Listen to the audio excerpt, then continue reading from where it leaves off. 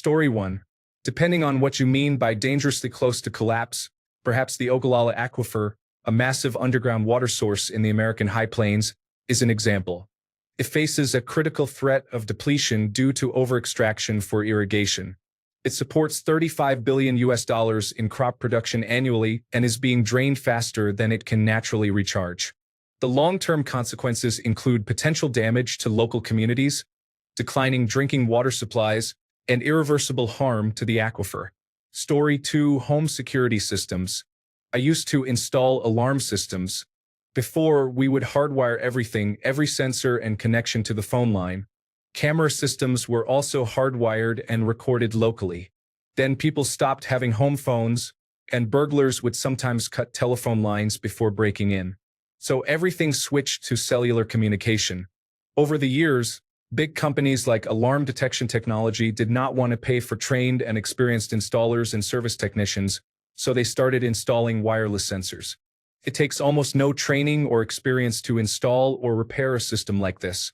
Just plug and play, super quick installations, no wiring to worry about, hardly any liability related to accidents during installations, no drilling or going into attics or crawl spaces.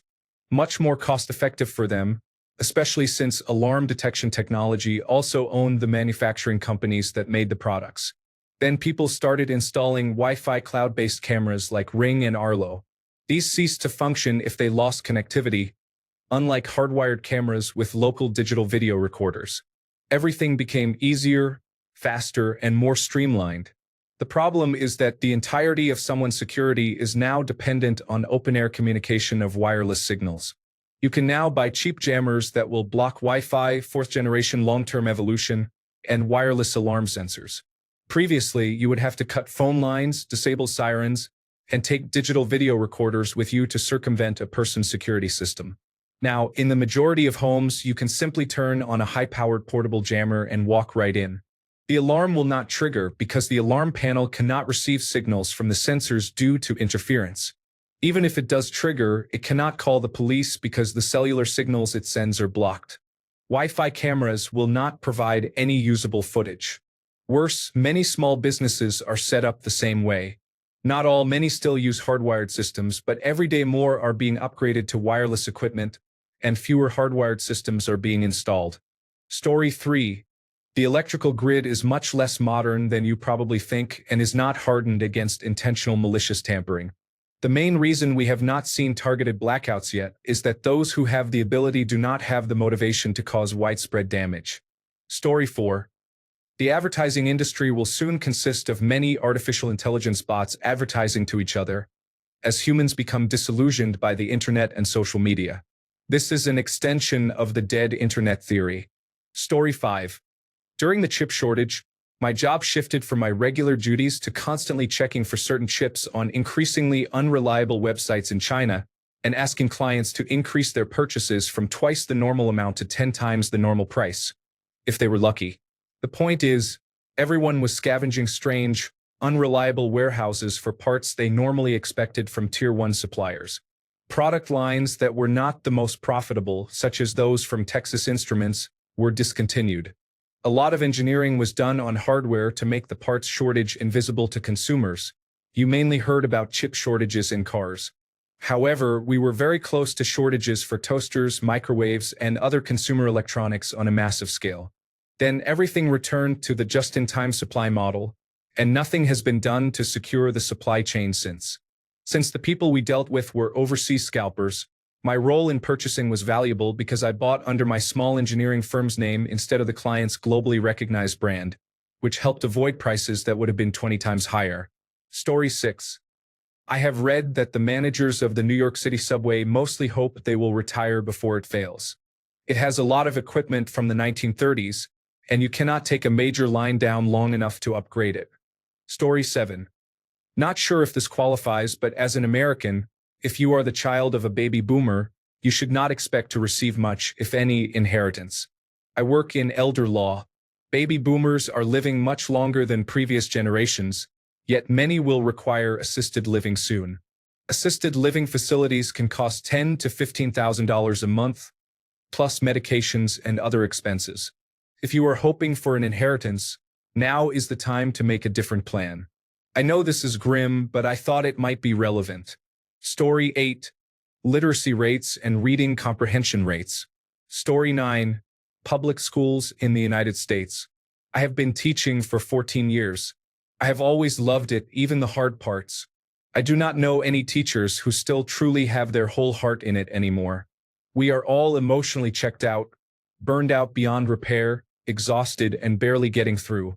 None of us are in it for the money, so if we also are not there for the personal fulfillment anymore, I do not know how long the health insurance will really keep us in the profession.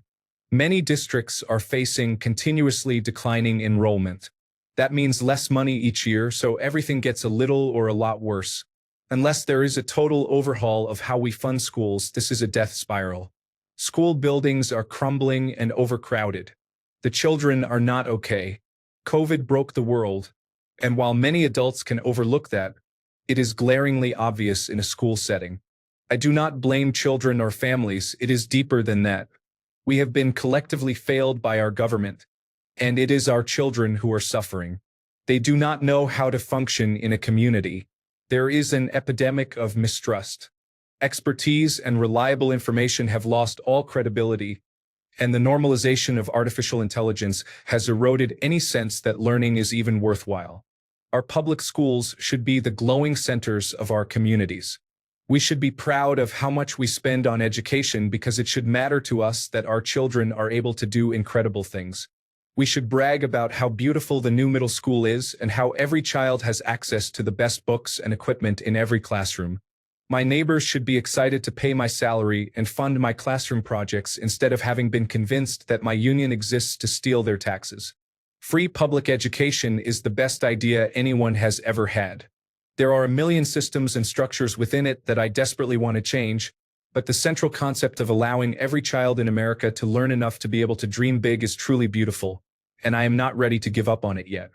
I hope we can come together and turn the tide. Story 10.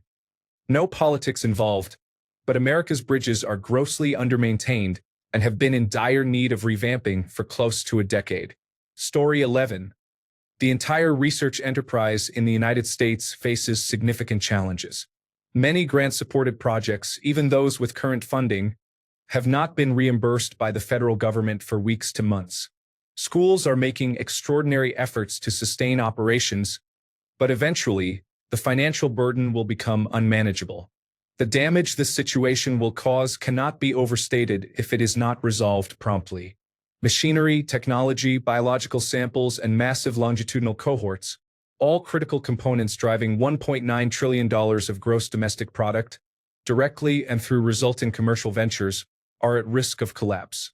This is a deeply concerning situation. I am a scientist. Story 12. Antibiotics should see a rise in more deadly bacterial diseases along with the resurgence of previously curable bacterial diseases. Story 13. Perhaps personal privacy. I bought some snowballs, a snack cake, from Walmart. The same day, there was an advertisement here on Reddit for the same item. Did they share data? We are giving our preferences like on Netflix to someone's enormous database, and the artificial intelligence is probably right now trying to figure out how I am going to vote. Story 14. The movie industry is, I think, teetering on the edge far more than people realize. These $200 million movies with $100 million marketing budgets just aren't sustainable. The current theater model for movies is dying. Rude patrons, cell phone use, and people constantly talking during movies are killing the theater experience. Many moviegoers have lost the respect they once had for those around them.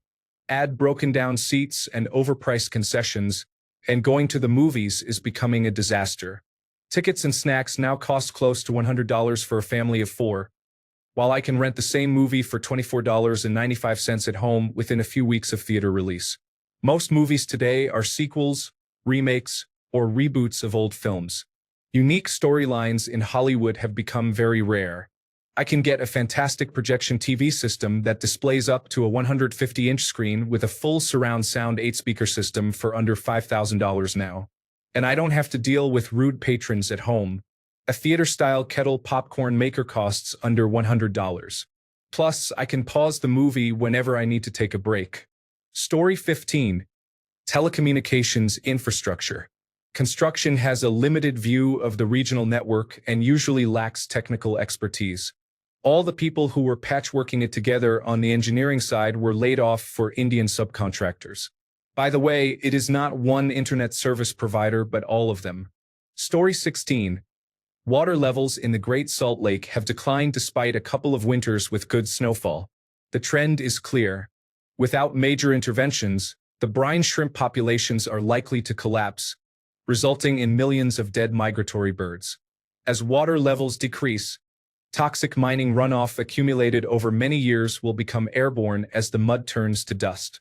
Cadmium, arsenic, cobalt, lead, and other harmful substances will accumulate in the lungs from breathing the dust. The entire valley may become uninhabitable within a few decades. Story 17. Commercial real estate is the real reason return to office is such a big push for corporations. No in-person office jobs means millions of square feet of office space is empty in downtown metro areas. Additionally, 1990s and 2000s era restaurant chains are going bankrupt, leaving empty restaurant vacancies. Chain retail stores are also closing at alarming rates, adding more empty buildings. This all adds up to a lot of available space that no one wants to rent. Story 18. The function of government and its ability to actually do what is required. I work for a crown agency in Canada that has 3,500 employees and 600 managers. Think about that ratio for a moment. The reason your government service levels are eroding is because of the top-heavy management, all needing people to fill in their Excel spreadsheets all the time. Everything is about administrative results. It is nothing but meetings, always in the middle of the day, on the manager's schedule, which interferes with the flow of work because you are always having a meeting. During COVID-19, managers did nothing but Zoom meetings, coming up with work projects for the staff. But then they realized they had to wait for the work to come back for review. So what did they do to look busy?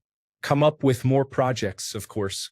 The never-ending cycle of new innovative ideas has not stopped since, and all staff just move from one manager's pet project meeting to another, at the sacrifice of the work they were hired to do. Story 19. Earth's biosphere.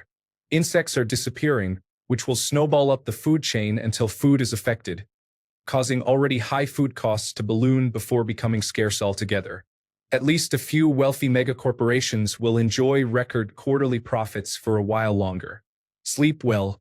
Story 20. The wind turbine industry, and possibly the entire power generation industry as a whole in a few years, is changing significantly. How many turbine manufacturers can you name off the top of your head? How many are in the market? Like large wind turbines, the ones that power the grid, not the small ones that can maybe charge your phone over 3 days. One of those companies is Gamesa.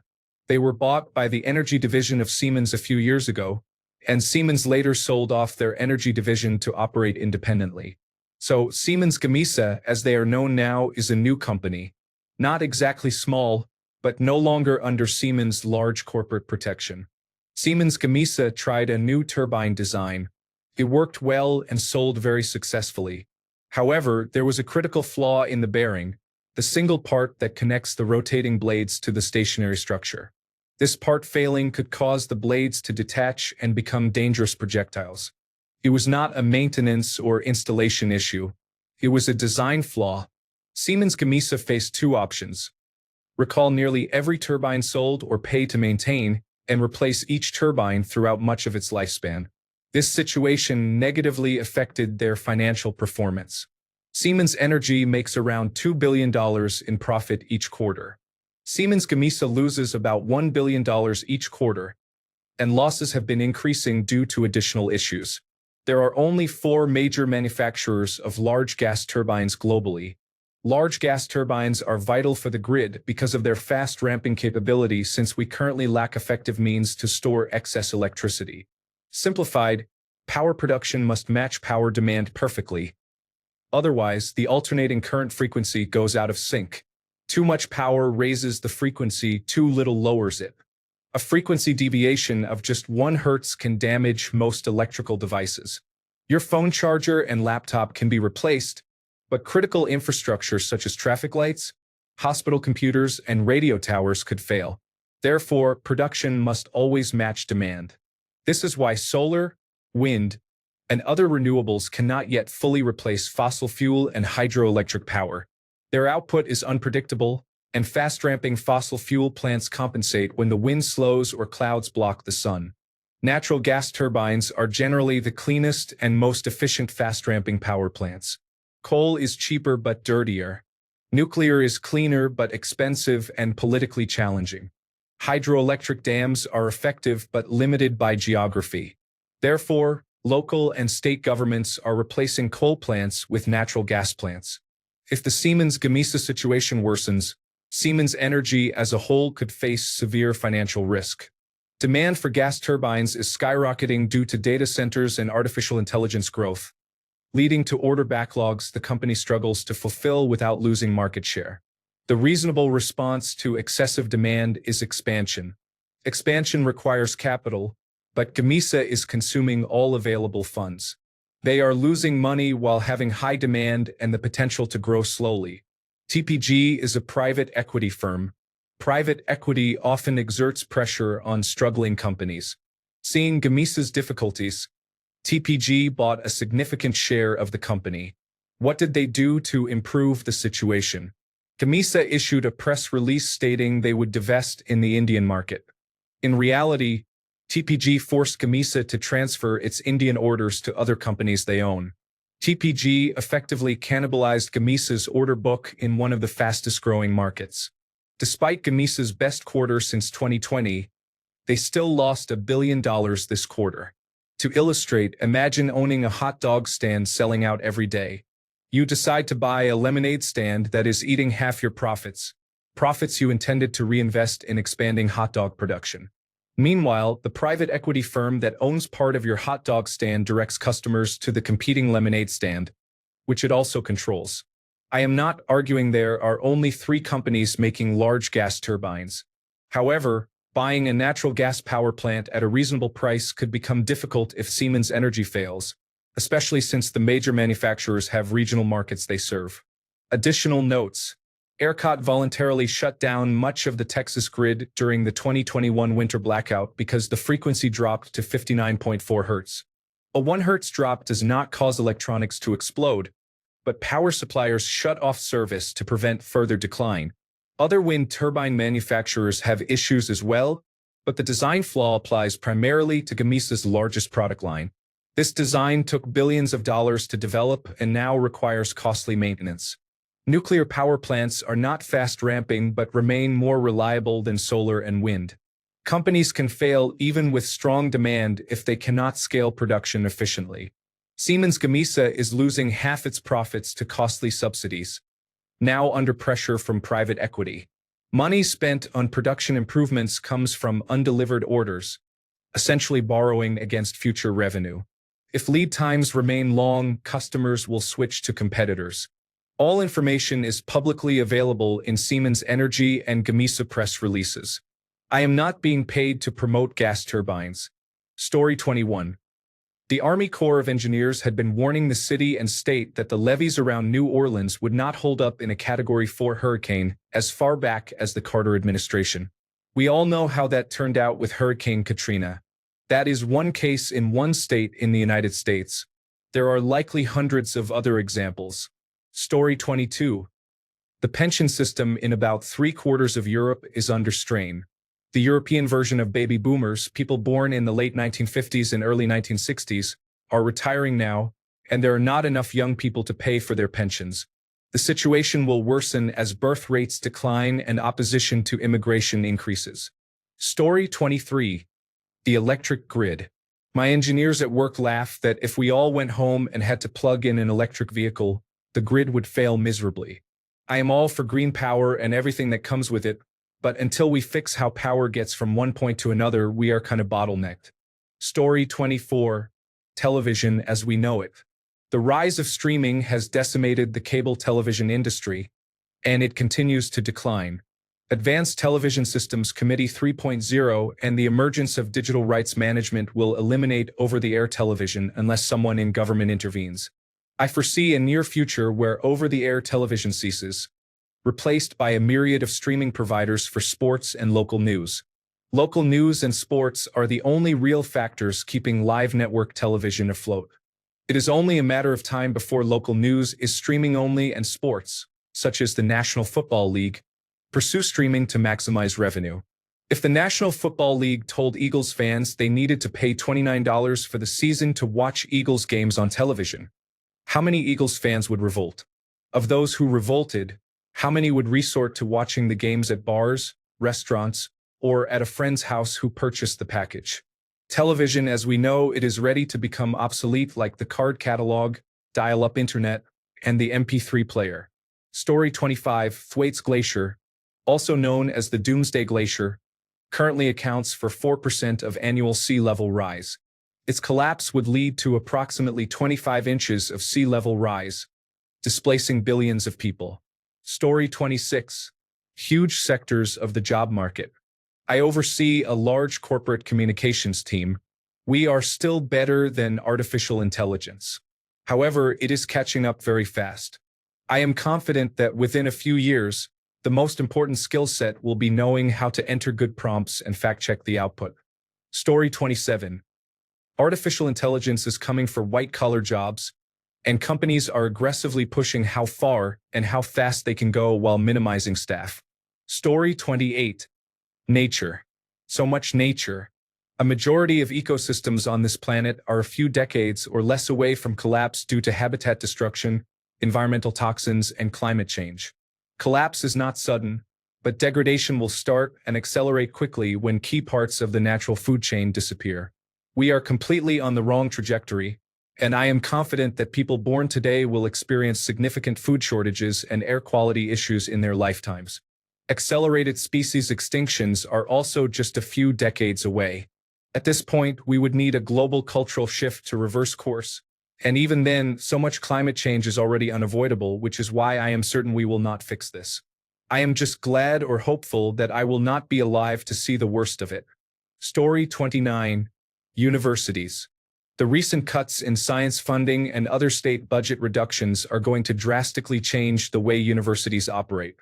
I also think with artificial intelligence and the cost of tuition, traditional higher education is going to have to do some soul-searching to stay viable. Many young men do not want to attend universities anymore either. Story 30. Not currently, but in the 2008 financial crisis, people did not recognize that we were mere hours away from the automated teller machines stopping to work and an old-fashioned bank run. It would have been a total collapse of the financial system similar to 1929, but global. The Federal Reserve guaranteeing the money market funds would not break the buck and, to a lesser extent, lifting the $100,000 cap on Federal Deposit Insurance Corporation insurance prevented that at the 11th hour. Story 31. A workforce for the trades. I work in heating, ventilation, and air conditioning. The people who have the most experience and knowledge are retiring faster than the workforce is being replenished by new workers. There is going to be a significant gap in the work that needs to be done and the ability to do it in the next 10 years. Story 32. Grain of salt here, but I remember an oil and gas recruitment style lecture at a university in Scotland. The executive, who also claimed hydraulic fracturing was good for the environment, casually told the students that when they built a new rig, they just connected the pipeline to the next one. So there is one main pipeline coming into Aberdeen, going through what must be dozens of abandoned, unmaintained rigs before reaching the new oil fields. It always seemed like a disaster waiting to happen to me. No one tell the Russian Federation. Story 33. I went to see Friendship with my wife this past Sunday. It cost $34 and some change. I got a can of seltzer water and nachos. That was a little under $20. For the first time, I thought this wasn't worth the price. I also saw the new Mission Impossible movie Alone last week. I came away feeling that the price to see a movie is out of control. I learned that the studios are tacking on $1.50 to $2 on top of the price of tickets. It feels like a big insult to everyone who cares about supporting a movie when it's shown in a theater. I figure I'll just go on discount days to see what I would like. It's good that the theater chains are stepping up and offering the popcorn buckets and drink cups. But it might be too little, too late. Story 34. Fuel pipelines in the United States. Most people do not know how many pipelines there are. They are old and leaking everywhere. There is a pipeline running to every airport, bus terminal, train station, factory, and more. You have to search deeply to find some pipeline maps. All of these pipelines are 80 years old and leak into the ground. The only way pipeline leaks get detected is when people actually find them. The company that operates them does not actively search for leaks. The only way to test a section of pipe is to shut it down and perform a pressure test. They will not do this voluntarily because of the financial loss involved.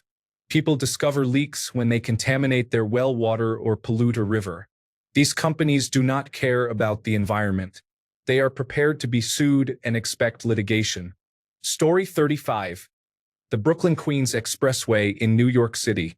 I am not an expert, but essentially the fact that it is made of iron does not work well when it snows, and rock salt is used to melt the snow, because the salt also breaks down the iron. It is also not kept in good condition and carries far too much weight for what it was designed to support. Solutions have been proposed, but closing down the only major bridge between Brooklyn and Queens is complicated. The current plan is basically just waiting until they have to take action, which likely means until it collapses. Story 36. Practically 99% of all the railroad bridges in the United States are over 100 years old. Additionally, the last time most of them were painted, lead paint was still in use. The cost to remove the paint in an environmentally friendly way is considered too expensive by the railroad companies. As a result, most of these bridges have not been repainted since the early 1990s. Story 37. Everything, one massive solar flare, another Carrington event, and poof, we are back to the pre-industrial society. Tomorrow is guaranteed to no one. Story 38. Consider higher education in the United States with the following factors in mind. 1. The drop in United States fertility. There was a steep drop around 1971, then it broadly stabilized until the 2008 financial crisis. After that, Americans had fewer and fewer children.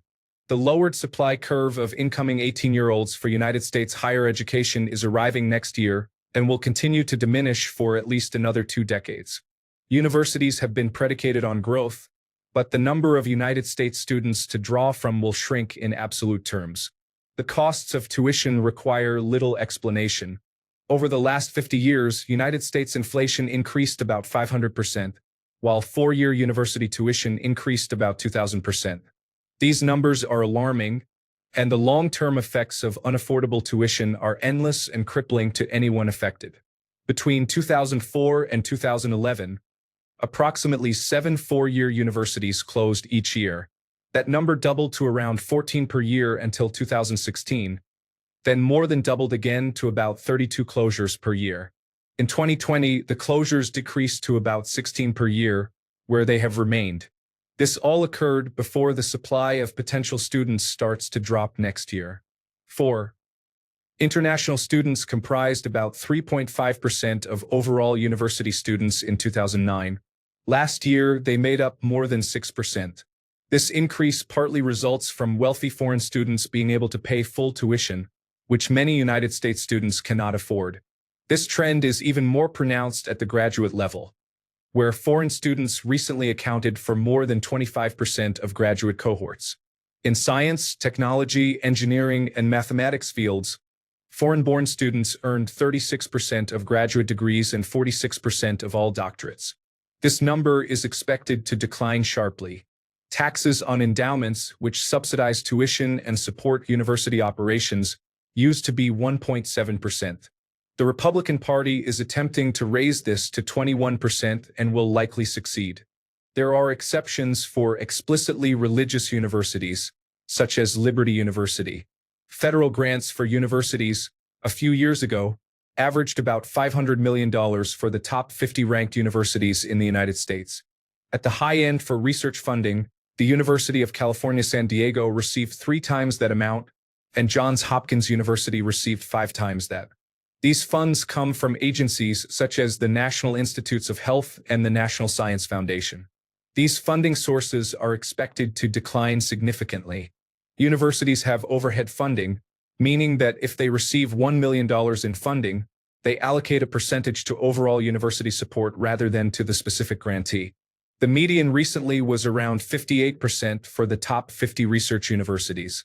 Harvard University was around 70%. The Republican Party is working to cap this at 15%. If successful, less overall funding combined with higher taxes and reduced overhead allocations will severely limit university operations. The Vice President of the United States publicly stated, "We have to honestly and aggressively attack the universities in this country. The professors are the enemy." This statement was made during a presentation titled, "The Universities Are the Enemy," at the Conservative Political Action Conference. Economies and outcomes based on the system as it stood until 2024 include fundamental research essential to American success in science and technology, local economies built around universities that are now collapsing, and the threat to the overall preparation of young Americans for productive careers and lives. In summary, the United States higher education system is dangerously close to collapse. Story 39. The economy as it stands. Everything leans on promises and assurances. Value, as people think about it, is an illusion built by a widespread suspension of disbelief that money functions effectively as a vehicle for comparative exchange. Story 40. The power grid in the United States, particularly in the Northeast region managed by the Pennsylvania-New Jersey-Maryland interconnection, is not going to fail suddenly, but it is gradually deteriorating. Unfortunately, there appears to be little interest in making the necessary repairs. Story 41. The bee population is already experiencing an alarming decrease. People often underestimate how essential bees are to the food chain. Story 42. The tomb. Radioactive waste from nuclear bomb testing in the 1950s was stored in a concrete dome in the Marshall Islands. This dome is decaying and allowing radioactive waste to leak into the Pacific Ocean. Story 43. Literacy.